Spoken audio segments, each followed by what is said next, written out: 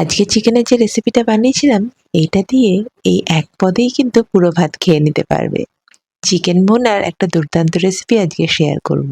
আমি কমলিকা, আমার রান্নাঘরে তোমাদের সবাইকে স্বাগত জানাই। প্রথমেই দেখতে পাচ্ছ কিছুটা আলু আমি কেটে জলে রেখে দিয়েছি, আর পেঁয়াজ, কাঁচা লঙ্কা আর আদা রসুন নিয়ে নিয়েছিলাম। এখানে পেঁয়াজগুলোকে পাতলা করে কেটে নিয়েছি। তোমরা যেমন খুশি করে কেটে নিতে পারো, কারণ পরে এটা মিক্সিতে পেস্ট বানাতেই হবে।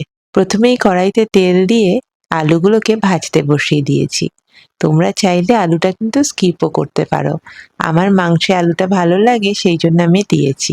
তার জন্য স্বাদে কোনো পরিবর্তন হবে না। আলুটা বেশ লাল করে ভেজে নিয়েছি। এবার এগুলোকে তুলে রেখে দেব। সব তোলা হয়ে গেলে ওই একই তেলের মধ্যে কিছুটা গোটা গরম মশলা ফোড়ন দিয়েছি। দুটো ছোট এলাচ, একটা বড় এলাচ, দারচিনি, জয়িত্রী আর 4-5টা গোলমরিচ। এর মধ্যে দিয়েছি কেটে রাখা পেঁয়াজটা আর কটা কাঁচা লঙ্কা। তোমরা ঝাল কম খেলে কাঁচা লঙ্কাটা কমও দিতে পারো। পেঁয়াজটা এখানে হালকা বাদামি হওয়া পর্যন্ত নাড়াচাড়া করে নিয়েছি। তারপর এর মধ্যে দিয়ে দিয়েছি কিছুটা আদা আর রসুন। এবার 2 থেকে 3 মিনিট এটাকে নাড়াচাড়া করে নিয়েছি যতক্ষণ এই আদা রসুনের কাঁচা গন্ধটা চলে যায়। তারপর এর মধ্যে দুটো মিডিয়াম সাইজের টমেটো আমি কেটে রেখেছিলাম, সেটাকে দিয়ে দিয়েছি। টমেটোটা তাড়াতাড়ি গলিয়ে দেওয়ার জন্য সামান্য নুন দিয়েছি।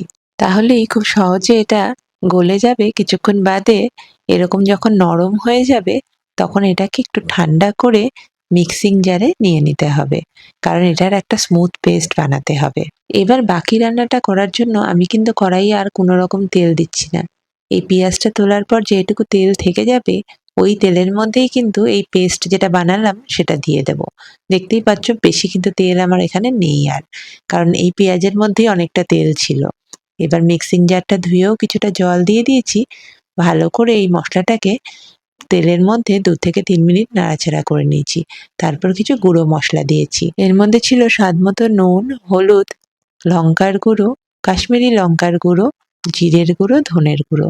নুনটা এখানে পরিমাণ বুঝে দেবে, কারণ আগে কিন্তু টমেটোতে কিছুটা নুন দেওয়া ছিল। যখন মশলাটা এরকম আস্তে আস্তে রং পরিবর্তন হয়ে আসবে আর এরকম কড়াইয়ের গা ছেড়ে দেবে, এই অবস্থায় দিতে হবে চিকেন।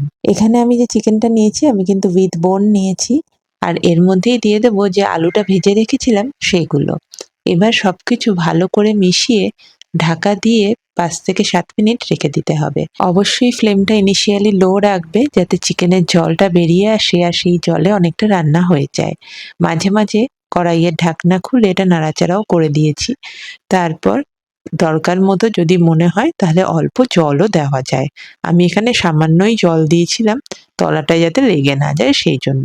10-12 মিনিট বাদে যখন এটা মোটামুটি হাফ কুক হয়ে গেছে, তখন এর মধ্যে আমি পরিমাণ মতো জল দিয়ে দিয়েছি আর একটু, দিয়ে এটাকে আবারও ঢাকা দিয়ে আরো 10 মিনিটের জন্য রেখে দিয়েছি। 10 মিনিট বাদে এর মধ্যে দিয়ে দিয়েছি কিছুটা চিকেন মশলা। চিকেন মশলাটাকে ভালো করে মিশিয়ে নিয়ে তারপর নামানোর ঠিক আগে এর মধ্যে দিয়েছি কিছুটা ধনেপাতা কুচি। ধনেপাতাটা থাকলে অবশ্যই দিও। এটার জন্য কিন্তু টেস্টটা অনেকটাই বেড়ে যায়। এটা প্লেন গরম ভাতের সাথে বা জিরা রাইস, পিস পোলাওয়ের সাথেও খুব সুন্দর লাগে খেতে। রেসিপিটা ভালো লাগলে একটা লাইক শেয়ার করে দিও। নতুন আরো একটা রেসিপি নিয়ে খুব শীঘ্রই তোমাদের সাথে আবার দেখা হবে।